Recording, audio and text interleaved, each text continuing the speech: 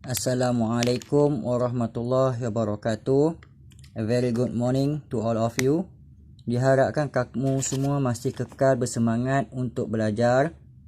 Macam mana pun situasi kita belajar, kehidupan kita ni penuh dengan satu dugaan, dan dugaan itulah yang membolehkan kita matang dalam setiap tindakan kita. Baik pelajar sekalian, kita akan sambung pelajaran kita dengan kingdom yang terakhir, iaitu kingdom Animalia under domain Eukarya. Domain Eukarya ni kamu dah pelajari bahawa dia melibatkan eukaryotic cell. So domain kingdom yang terakhir adalah kingdom Animalia. Dalam kingdom Animalia ini, kingdom yang paling dekat dengan kita dan kingdom yang mencerminkan diri kita sebagai seorang manusia.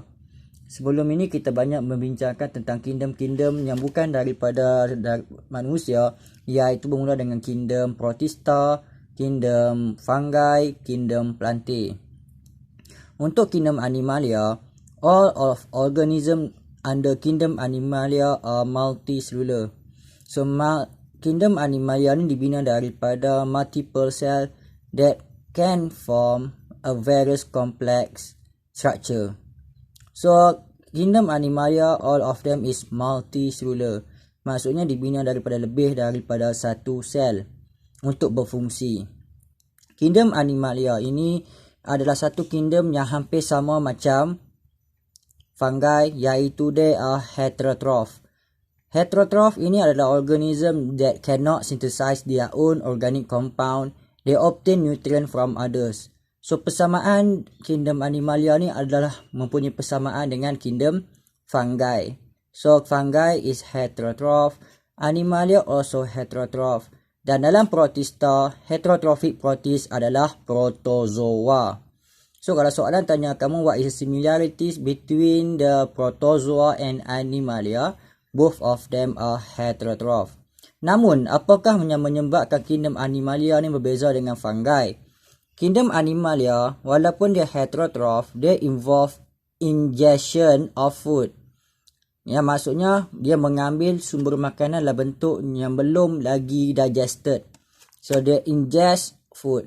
Kemudian digestion occur inside of the body. Lepas berlaku digestion inside of the body, barulah ingest the undigested food. So ini adalah kingdom Animalia. Highlight perkataan penting iaitu ingestion, digestion inside the body, dan ingested. So ini adalah kingdom Animalia. Berbeza dengan kingdom fungi. Kingdom fungi, they are heterotroph, but they involve absorption of the digested food. Maksudnya digestion occur outside of the body. Bagi Animalia, digestion occur inside of the body. Berbeza dengan fungi, digestion occur outside of the body. Fungi involve absorption. Animalia involve ingestion. Nampak dua benda yang membezakan fungi dengan Animalia. Tapi kalau soalan tanya kamu, what is the similarities between kingdom Animalia and kingdom fungi? Both of them are heterotroph. Full stop, takat itu je jawapan dia, ya.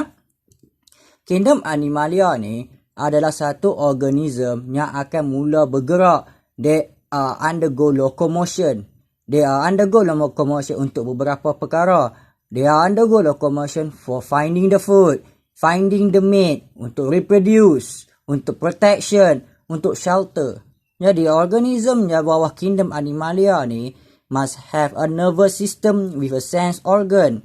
Dua benda ni penting untuk memastikan mereka mampu survive dekat kawasan darat ataupun laut di mana mereka perlu mencari makanan. So animal can be characterized by the body plan.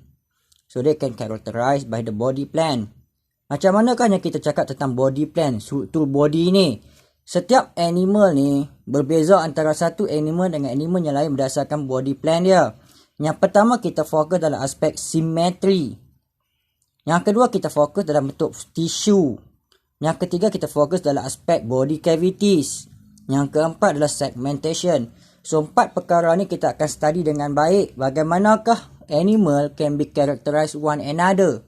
Kalau sebelum ini kita bincangkan tentang fungi.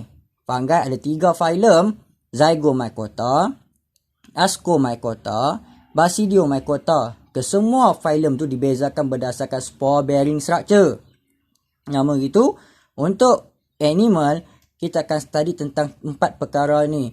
Kalau dalam plantain, kita dah study dia, kita characterize plantain berdasarkan 3 aspek. Yang pertama, vascular tissue. Yang kedua adalah seed. Yang ketiga adalah berdasarkan vascular tissue, seed. 2 tu saja ya.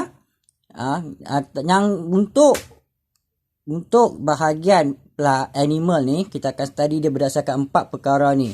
Baik pelajar, kita cuba tengok aspek yang pertama, symmetry. Untuk symmetry ni, ada 3 jenis symmetry. Yang pertama adalah asymmetry, maksudnya absence of symmetry. Yang kedua, radial symmetry, sesuai untuk animal yang macam ini. Yang ketiga adalah bilateral symmetry, sesuai untuk animal yang macam ini. Asymmetry ni adalah organism animal the absence of symmetry. Contohnya sponge. Dia tidak ada sebarang symmetry. Kalau kamu potong dia mengikut satu satah ini, they cannot have mirror image. If you cut ataupun slice this organism dalam satah ini, pun kamu tak dapat mirror image. Bawah dengan atas tak sama.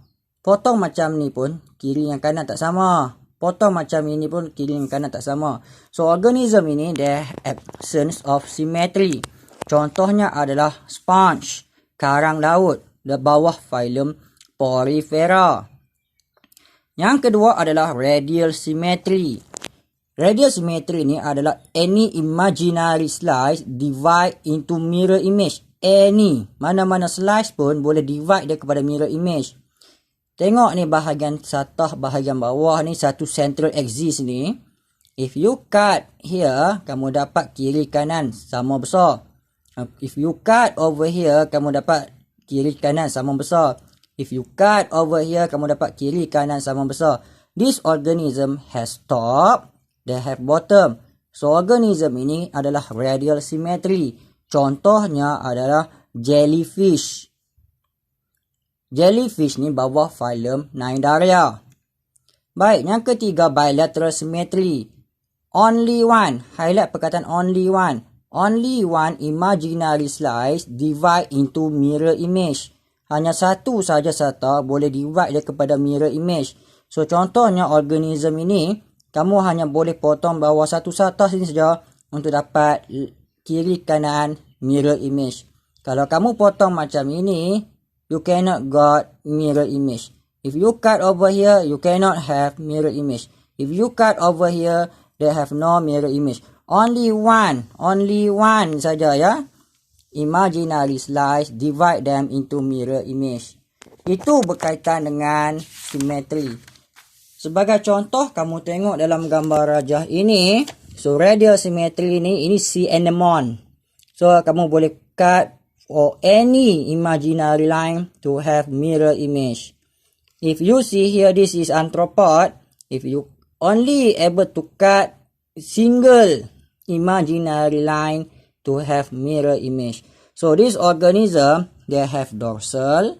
Dorsal ni perut dia. Ventral, belakang dia. Anterior, kepala dia. Posterior, ekor dia. Ya. So, fahamkan dengan baik symmetry. Untuk yang lain, tissue, body cavities and segmentation, kita akan discuss pada next hour lesson. So, animal dia sangat penting, sangat seronok untuk kita belajar ya semua. So, that's all for today's lesson. See you on the next part.